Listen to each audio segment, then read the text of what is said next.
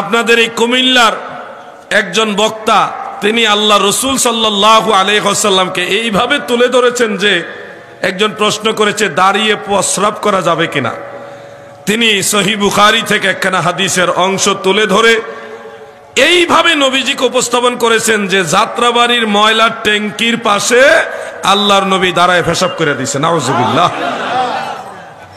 এই কথাটা বলতেও তো আমাদের ভয় লাগে।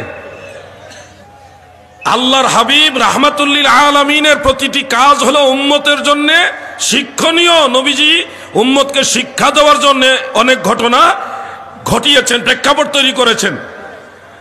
কোন সময় তায়াম্মুম করতে হবে, কোন সময় আপনি ওযু ছাড়া তায়াম্মুম দিয়ে নামাজ পড়তে পারবেন, এটা শিখাইবার জন্য একটা ঘটনা আছে।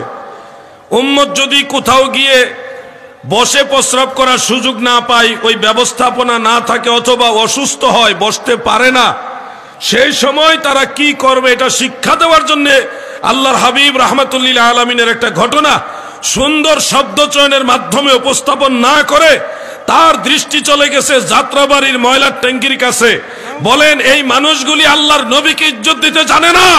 নবীজিকে কিভাবে বললে সম্মান হবে, নবীর সম্মান ফুটে উঠবে, ওইদিকে তারা চিন্তাও করে না, তারা ভাবেও না যে রাসূল পাকের সাথে বেয়াদবি হয় কিনা। এরাই হলো সেই 1400 বছর আগের খারেজি।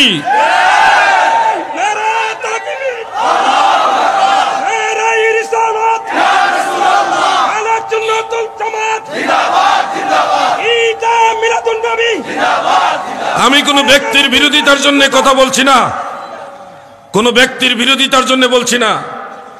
আল্লাহর নবীকে যদি এই ধরনের শব্দ দিয়ে বলা হয় আমাদের কষ্ট লাগে।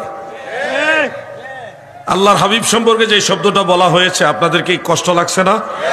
এই ধরনের শব্দ নবীজির ব্যাপারে যায়?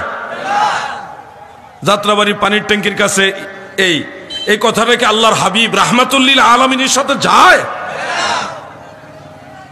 প্রিয় ভাই আমার, যুবক ভাইরা, এই বিষয়গুলি আপনাদের মনে রাখতে হবে। তাদের জবান থেকে আল্লাহর রাসূল নিরাপদ না, আর পীর আউলিয়া সম্মান পাবে তাদের কাছে, এটা তো আশাই করা যায় না। আমরা কখনো কোনো আলেমের আলোচনাকে নেগেটিভ ভাবে দেখি না। বাংলাদেশের অনেক বড় বড় মঞ্চে সাইদি সাহেব নিয়ে আলোচনা হয়, হতেই পারে একজন আলেমের ভালো দিকগুলি আলোচনা হোক, এটা আমরা বিরোধিতা করি না। কিন্তু সাইদি সাহেবের আলোচনা হলে কোনো অসুবিধা হয় না, আমরাও এটার বিরোধিতা করি না। আমরা যখন হযরত শাহজালাল শাহপরান, বড় পীর আব্দুল কাদের জিলানী, খাজা মঈনুদ্দিন চিশতি, বড় বড় আল্লাহর ওলিদের কথা বলি, তখন আবার ওনারা চেহারা মলিন করে বলে যে কিচ্ছা কাহিনী বলতেছে।